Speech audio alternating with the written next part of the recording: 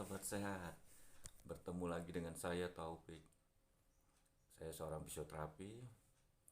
Hari ini kebenaran jadwal kita mau home care, visit ke rumah pasien saya. Ada seorang bapak-bapak. Beneran dia mengalami cedera di sekitar pinggang dan di sebagian punggung. Dan ada satu lagi pasien saya, anak bayi, batuk pilek, dan itu akan kita lakukan tindakan inhalasi dengan alat nebulizer. Untuk bapak yang mengalami sakit pinggang, kebenaran bapak itu baru beberapa bulan ini punya bayi, dan dia sering menggendong bayinya. Sedikit cerita, bapak tersebut banyak aktivitas yang mungkin dikarenakan istrinya sedang baru selesai lahiran, jadi agak susah beraktivitas. Otomatis seorang bapak mengambil alih semua kegiatan istrinya. Jadi di sini saya mau tunjukkan alat-alat yang akan saya siapkan sebelum kita pergi berangkat home care. Jadi ada beberapa alat-alat yang saya harus prepare dulu. Oke, ini beberapa alat yang saya punya yang akan saya pakai untuk terapi home care di rumah. Kalau alat seperti ini biasa saya pergunakan untuk pasien-pasien saya yang mengalami gangguan aktivitas, jadi terganggu seperti sakit leher, pundak, pinggang, lutut, atau pergelangan kaki, pergelangan tangan, dan lain sebagainya. Biasanya ini alat-alat yang saya pergunakan. Nah, ini juga ada alat saya juga. Nah, ini juga alatnya, nanti kita konek-konekkan ke elektrodanya, pad elektroda. Sedangkan nah ini kalau ini alat inhalasi saya, dan ini masker nebulizernya. Jadi kita akan masukkan dulu alat-alat ini ke dalam tas saya, kita packing dulu, baru setelah itu kita siap-siap berangkat ke rumah pasien-pasien. Jadi ada 2 pasien berbeda rumah. Oke, saya akan masukkan dulu barang-barang saya.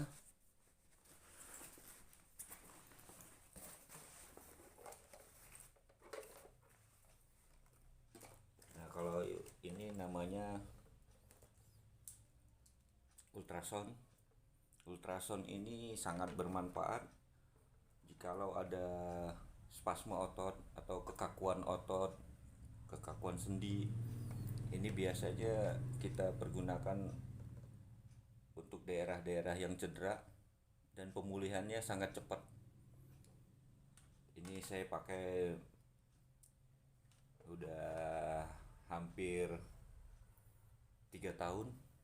Sebelumnya saya pakai alat yang lain tapi sudah rusak.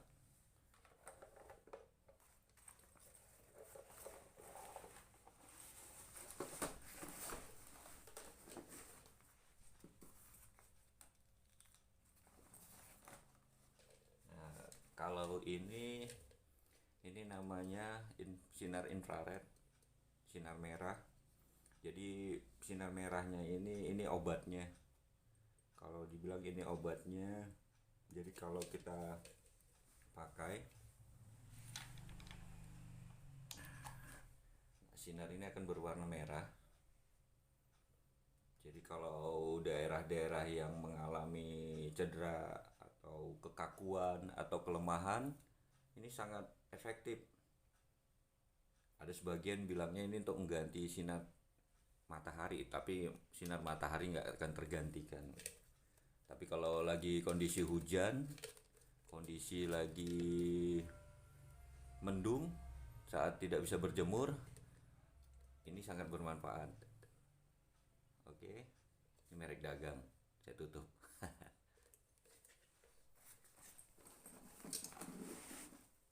Nah, kemudian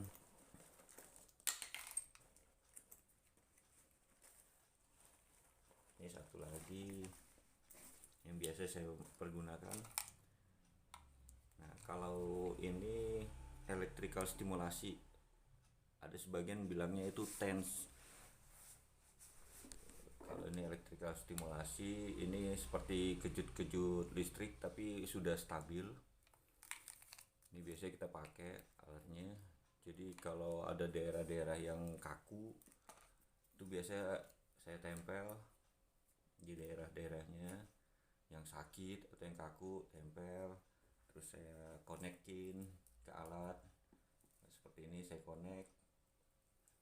Jadi ada beberapa titik yang biasanya kita pasang, tempelin. Nah, seperti ini. Seandainya misalnya tangan yang sakit, biasanya saya tempel, terus alatnya saya nyalakan dengan durasi waktu biasanya 10 atau 15 menit. Oke.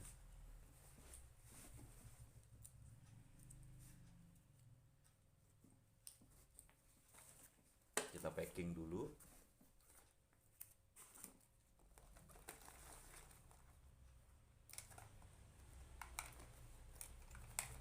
Kebenaran pasien saya ini tergabung dalam klub Harley Davidson dan mereka rencananya awal bulan ini akan melakukan touring ke Bali.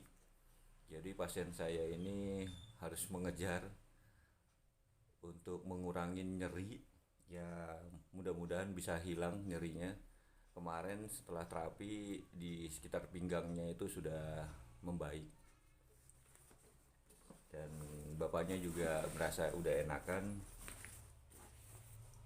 Cuma kemarinnya itu sebelum terapi, sedikit cerita, si bapak dianjurkan berenang sama tempat dia berobat. Mungkin ada gerakan-gerakan berenang yang terlalu over, akhirnya yang tadinya cuma nyeri sebagian daerah pinggang menyebar ke daerah di bawah lengan, jadi dada juga merasa sakit, punggung. Biasanya sih karena kurang olahraga, dan sama seperti kita kalau fitness, hari pertama kedua itu akan merasakan itu otot-otot di sekitar yang kita pakai untuk mengangkat beban itu akan merasakan nyeri yang sangat nyeri, dikarenakan mungkin karena kita kurang stretching. Jadi akan berakibat itu otot itu meradang, tapi biasanya itu bisa hilang dalam 2-3 hari. Yang penting cukup istirahat, dan itu wajar, nggak apa-apa. Nah, ini kita packing dulu alatnya yang ada. Nah, ini saya biasanya pakai ini untuk ngelicin kan, selain untuk masas otot-otot di sekitar yang nyeri. Ini saya tutup karena belum ada endorse-nya.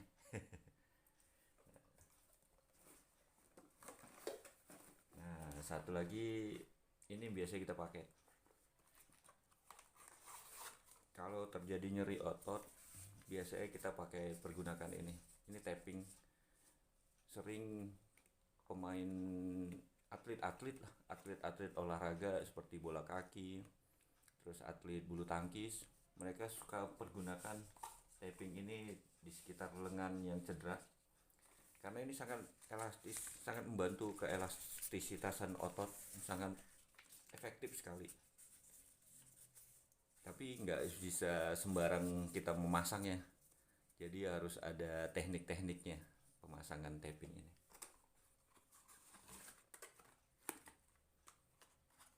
Nah, ini. Oke. Ini kita packing. Biasanya saya suka jadikan satu, kemudian baru saya masukkan ke dalam tas lagi untuk safety. Kalau saya bilang untuk ada iklannya lagi untuk safety-nya biar lebih aman. Nah, kemudian kalau ini alat inhalasi saya sengaja saya mencari alat yang unik, yaitu penguin. Jadi kalau ada anak-anak yang saya inhalasi, mereka tidak merasa takut, malah merasa senang. Dan teknik-teknik inhalasi saya ada modifikasi juga untuk teknik-tekniknya. Nanti di video berikutnya akan saya sedikit share teknik-teknik modifikasi inhalasi. Jadi nggak sekedar kita pasang alat lalu si anak menghirup, batukin begitu, terus tepuk-tepuk udah selesai sampai alat selesai, obat habis. Itu kalau dulu saya pakai seperti itu tekniknya, cuma agak kurang efektif karena untuk pemulihan pengenceran dahak itu agak kurang cepat. Jadi saya kombinasi lagi teknik-teknik yang saya dapatkan, kemudian saya terapkan. Dan ya kalau saya bilang saya sudah terapkan teknik inhalasinya ini sekitar 14-15 tahun, dan alhamdulillah sangat efektif. Oke, ini kita packing lagi kulkas saya.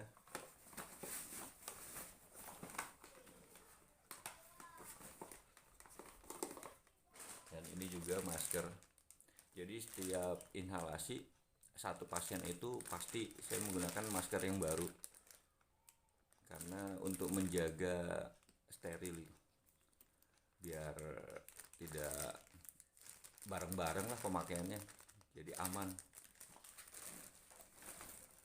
Ini cadangan, jadi saya selalu bawa cadangan.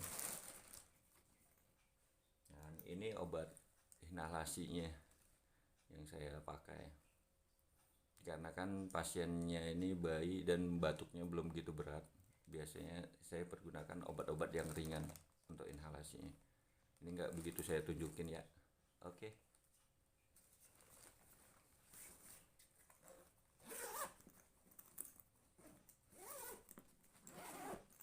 Oke. Packing alat-alat kesehatannya sudah siap. Tinggal kita siap-siap. Kita merapikan diri. Lalu berangkat ke rumah pasien. Oke. Sobat sehat, jangan lupa tolong dibantu like, share, subscribe channel saya, Abang Pisio. Salam sehat.